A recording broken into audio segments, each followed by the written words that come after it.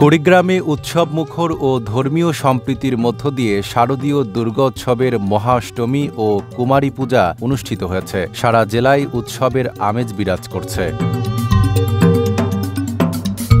দুর্গোৎসবের তৃতীয় দিন মঙ্গলবার মহাষ্টমীতে জেলার বিভিন্ন মণ্ডপে ভক্ত, পূজারী ও দর্শনার্থীদের উপচে পড়া ভিড়ে জমজমাট হয়ে উঠেছে পূজা মণ্ডপগুলো। এ সময় ভক্তরা ভোগ নিবেদন ও পুষ্পাঞ্জলি অর্পণ করেন।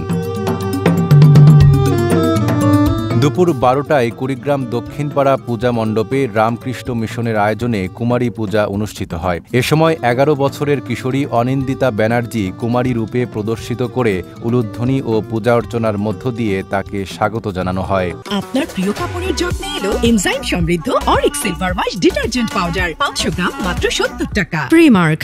কুমারী পূজার মাধ্যমে সৃষ্টিকর্তার শক্তিকে কুমারী নারীর মাঝে প্রতিফলিত করা হয়। হিন্দু শাস্ত্র অনুযায়ী কুমারী হচ্ছে শুদ্ধতা ও পবিত্রতার প্রতীক। এবছর কুড়িগ্রাম জেলায় মোট 537টি মণ্ডপে শারদীয় দুর্গাপূজা অনুষ্ঠিত হচ্ছে। Desk report, Dhaka post.